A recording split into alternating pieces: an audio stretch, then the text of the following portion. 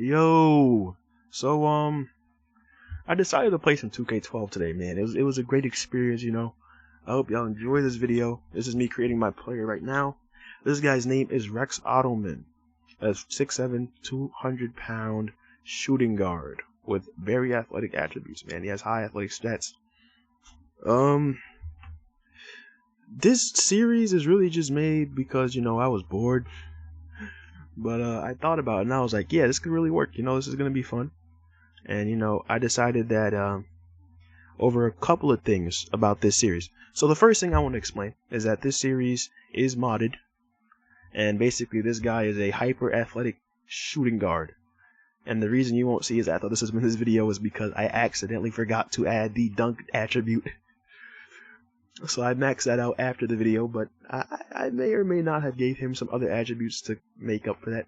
Like, he has a pretty average mid-range game, and some pretty great crossover animations as well. And just in general, he starts, like, this video, he's literally 84 overall. So, yeah, there's those to enjoy. But there's another thing I want to talk about. The star system. A serious thing I wanted to add is the star system. Basically, the star system is basically when a player gets to a point where they're really good in a game against me, not just any player, a created player is really good against me, not even a created player, I'm gonna say an AI, right, is really good against me, they will get attribute boost, and these could be increased potential, you know, better 3-point ratings and all that. So it really does depend on me how this series goes. Obviously, it's not going to be on Hall of Fame to start. It's going to be on All-Stars, and it's going to go up to Superstar, then Hall of Fame my third year. So, while it's on All-Star, we should probably take advantage of that. Yeah, I hope all of you guys enjoy this video. It wasn't that hard for me to make. I'm not going to act like it took me forever. There's another video that's coming out that's way harder for me to make. I had to learn a lot to make that video. But this video, not as hard.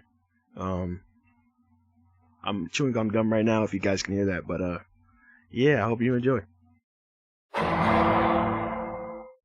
Alright, to start this video, I was kind of out of rhythm. You could see me starting this game, I was kind of weird, kind of off. I really do feel like I was out of rhythm for a lot of the game. Anderson does a great job here getting to a spot and shooting. And for the first quarter, not really doing a great job. But defense was really good for me in this game. Despite that, taking dumb shots, not making them. I'm acting like I'm on a heat check right now. But at some point I'll start to, you know, wise up to what I really should be doing on the court. I get to a nice move here for the floater that goes in. And then there's this play right here. This is something I gotta work on. It's my ability, just falling asleep on defense, especially when the guy's right in front of me.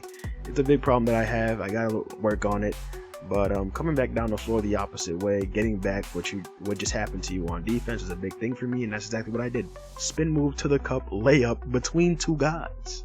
That is what I'm talking about. Dixon was a big focal point for me. I thought that he was a big problem on their team. Anderson gets to the cup here because of the, you know, little transition play. But Dixon was going to be a big problem. One-on-one versus this guy. I get to the cup, can't convert, but drawing shooting fouls, I'm going to have to do that a lot in the NBA. As a go-to scorer that I want to be, I'm going to have to draw a lot of shooting fouls, so I try to do it there, and I do it pretty well. This is a tough possession right here. McDaniels on the ball, he drives, he lays it up and in. That is a great move by McDaniels. Very tough possession. Patterson for 3, he gets it to go. Patterson is a 7-footer with a 3-point shot. When we figured that out, it was a very easy to space the floor, but despite that, they were still able to hang with us in the first quarter. This is me taking a quick little heat check here. 1 second left on the clock, 11 points in the game from that shot right there. I get to the rim, I lay it up, it doesn't go. I am very tenacious on the rebound, but I get blocked, it's whatever. Park comes in, and he's one-on-one versus Anderson. He gives up to Brown in the paint. Brown gets it stolen by me, and I'm out in transition. This is stuff that I want to do a lot, which is get in transition and get dunks. You get very quick on the break and make sure that I am the first one to the basket. This is another part of me just falling asleep on defense, despite the iffy shot he took there with the C shot quality. I should have been there. I should have contested it, but I did not.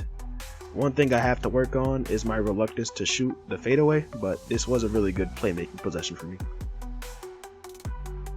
I personally don't have any problem with anyone who looks at these games and is like, he doesn't look that good, but I feel like I did really well this game when it came to getting into the flow of the offense as the game slowly went on, or becoming the offense at times, which I definitely did. The layup there, great layup getting around the big. It's just simple. Like, look at that. That's an easy block. End of the shot clock. He had nowhere to go, forced to shoot it, so I blocked the ball. Leave nothing up to chance. Crossover. I'm gonna get to my spot. Can't get anything. Give it up. That's a great three-pointer, but the corner three I think is a lot more of a quality look. This is a possession where I just fell asleep again. He gets a free three-pointer. The shot clock was ending. I gotta be better. I am very underestimative of how much time someone has to shoot the ball from the corner. But despite that, we had a great first half. They were very impressed with my defense and my scoring. The third quarter is kind of where I turned it off. Right? So Dixon coming up the court. We got a guy shooting the ball. Didn't really go in. Anderson gets the ball. He's coming down the court, right? I'm right there at the top of the key, but he takes the screen. He tries to go one-on-one. It's a step back jumper. So that's the first 2 plays of the third. You could tell it was a slow game from there, but I was able to speed it up with this fadeaway jumper that I made.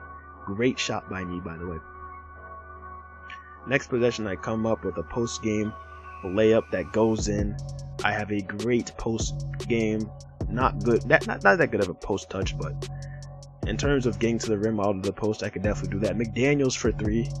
That is just great offense. That's how you move the ball. You get it to the mismatch, he gets doubled, he passes it to the three-point line. That's a great possession. Layup from me over 2 people. I was doing it a lot this quarter just to extend the lead. As you can see, the lead has gotten bigger.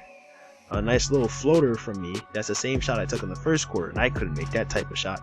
But I'm doing it now because I'm now in rhythm with the offense. Despite that, I'm shooting 45% from the field, so that kind of has to go up. I give it to the corner because the big was kind of sagging off, trying to guard me and him. That's not okay. This is just bad transition defense. That you got to be good on defense if you want to catch me. But yeah, we end that quarter with an 8-point lead, and we're getting things done. I get a block here. It was a good pass, but I feel like Dixon should have took the 3, but he didn't. Number 12, Rex Ottoman. You already know what's gonna happen here.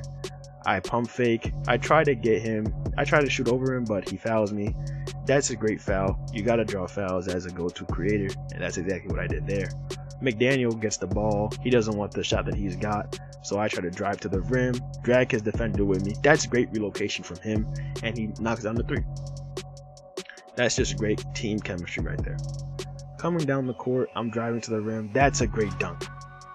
That is how you set a statement up for this game. This game was really broken open by just the insane scoring run I went in to end the game, as they were definitely making shots. But as you can see, skyhook floaters just going in, all of them going in. Like this possession right here, I get one-on-one versus a guard. I have absolutely nowhere to go. Both sides are closed off. I take a fadeaway jumper that just goes in when I have been making jumpers all game. And as you can see, my field goal percentage has slowly gotten up. That's because, they really could not guard me in this state. I was just making anything and everything. And here's my final shot of the game. Probably my most impressive too. Get him with the pump fake, and I lay it back up and in. This game was really defined by how good I was on the ball or off of it. And yeah, the draft is really going to have to consider everything that happened in this game. This is a moment they and their families have long dreamed of and will never forget. To those here in the audience and those watching at home, thank you for joining us. Let's get to it. With the first pick in the 2011 NBA Draft, the Cleveland Cavaliers select Doug Martin from the University of Michigan. With the second pick in the 2011 NBA Draft, the Minnesota Timberwolves select Cliff Davis from The Ohio State University. With the third pick in the 2011 NBA Draft, the Utah Jazz select Derek Gibson from the University of Tennessee. I like Joe Patterson should go top 5. With the 4th pick in the 2011 NBA Draft, the Cleveland Cavaliers select Larry Douglas from the University of Larry Florida. Douglas, that's a good pick. I think Douglas is on the board. With the 5th pick in the 2011 NBA Draft, the Toronto Raptors select Nick Brown from Boston College. I don't know who that is. 7-1 at 19 years old. With the 6th pick in the 2011 NBA Draft, the Washington Wizards select Brad Mason from DePaul University. Brad Mason. Not me. With the 7th pick in the 2011 NBA Draft, the Sacramento Kings select Raymond Rice from the University of Illinois. I'm going to Detroit. I actually want to go here, though. With the 8th pick in the 2011 NBA Draft, the Detroit Pistons select the shooting guard from New York. Let's fucking go. Fucking go. Let's go, man. This is exactly where I wanted to go, too. This is exactly where I wanted to go.